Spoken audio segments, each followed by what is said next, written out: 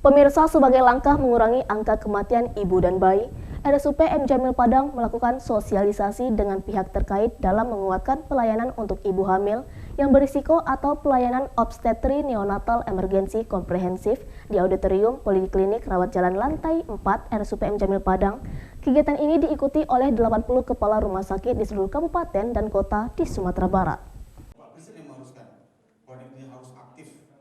Kegiatan tersebut diikuti oleh 80 pimpinan rumah sakit di Sumbar, serta Kadis Kabupaten Kota, bidan, dan spesialis anak, dengan tujuan pembahasan pelayanan menurunkan angka kematian ibu dan bayi di rumah sakit.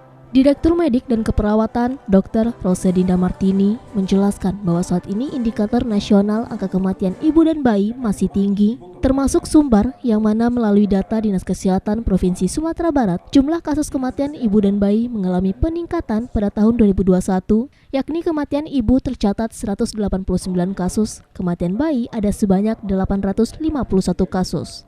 Sementara tahun 2020, kasus kematian ibu di Provinsi Sumatera Barat hanya sebanyak 125 kasus dan kematian bayi tercatat sebanyak 775 kasus. Saat ini angka kematian ibu dan bayi di Sumbar cenderung meningkat, maka dari itu kolaborasi dengan seluruh pihak terkait dilakukan guna mengurangi angka kematian ibu dan bayi kedepannya dengan penguatan ponek terintegrasi di Provinsi Sumbar, terang Direktur Medik dan Keperawatan Dr. Rosedinda Martini di sela acara. Saat ini kebanyakan penyebab kematian ibu hamil diantaranya ada hipertensi dan pendarahan. Hal itu juga dipicu karena terlambat penanganan sejak dini sebelum dirujuk ke rumah sakit terdekat sehingga permasalahan pasien menjadi kompleks. Rosedinda Martini juga mengatakan pada bulan April lalu angka kematian ibu dan bayi sudah capai target di RSUP M. Jamil Padang yakni 0%. Data tersebut setiap bulannya dikumpulkan serta dilakukan pertemuan dengan pihak terkait sekaligus membahas tindakan terbaik yang dilakukan terhadap pasien yang dirawat dengan layak sehingga kedepannya mampu menurunkan angka kematian ibu dan bayi.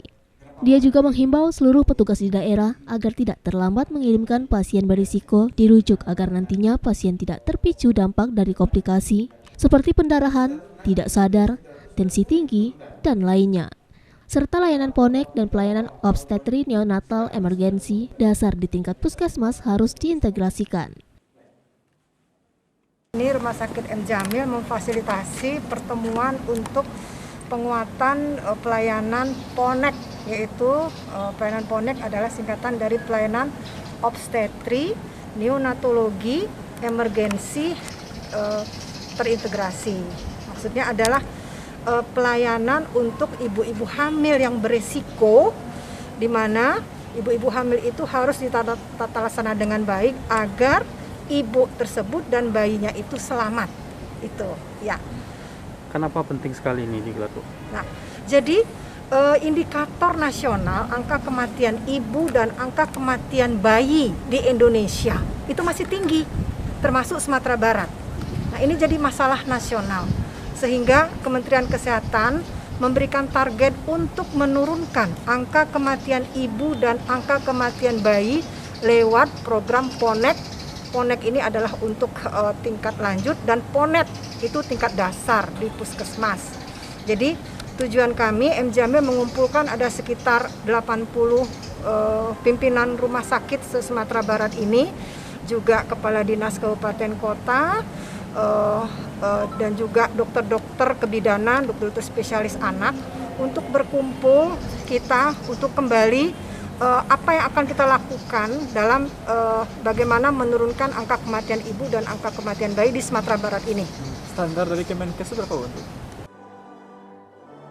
Dari Padang, Sumatera Barat, Budi Sunandar, iNews melaporkan.